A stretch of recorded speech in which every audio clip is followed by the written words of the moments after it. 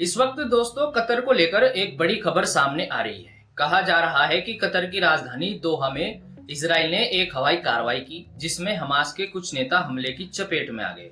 वहीं इस कार्रवाई के बाद कतर ने क्या बयान दिया, संगठन ने इस पर कैसी प्रतिक्रिया दी और राष्ट्रपति डोनाल्ड ट्रंप ने कतर पर हुए हमले को लेकर क्या कहा, यह सब हम आपको आज की इस वीडियो में बताने वाले हैं।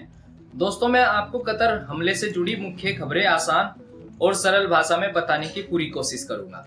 उम्मीद है आप सब अच्छे होंगे। मेरा नाम है सलमान और आप देख रहे हैं दी सलमान हसन।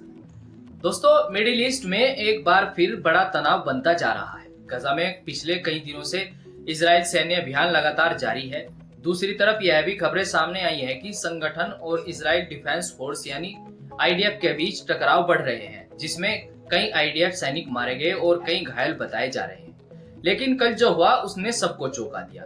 जैसा कि आप जानते ही होंगे, कतर अब तक इजराइल और हमास के बीच समझौता कराने की कोशिश कर रहा था और मध्यस्थ की भूमिका निभा रहा था।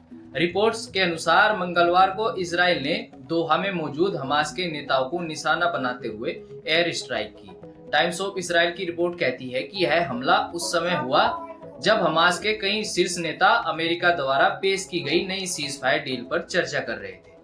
रिपोर्ट के मुताबिक इजराइल डिफेंस फोर्स ने अपने बयान में कहा कि उनका टारगेट वही वरिष्ठ हमास नेता थे जिन्हें 7 अक्टूबर के हमले का जिम्मेदार माना जाता है।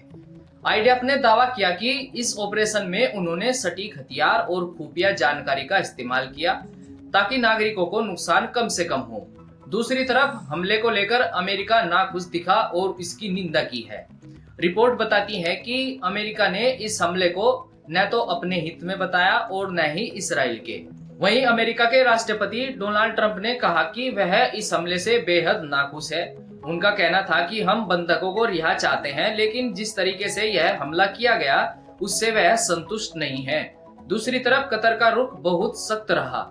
अल जजीरा की रिपोर्ट के अनुसार कतर ने साफ कहा कि उन्हें इस हमले की कोई पूर्व जानकारी नहीं दी गई थी। कतर के विदेश मंत्री का कहना है कि अमेरिकी अधिकारी का फोन कॉल उन्हें हमले की शुरुआत के करीब 10 मिनट बाद मिला। वहीं विदेश मंत्रालय के प्रवक्ता माजिद अल अंसारी ने एक्स पर पोस्ट करते हुए कहा कि यह हमला अंतर्राष्ट्रीय कानूनों का बड़ा उल्लंघन है। उधर इजराइल का कहना है कि यह कदम पूरी तरह सही और जरूरी था।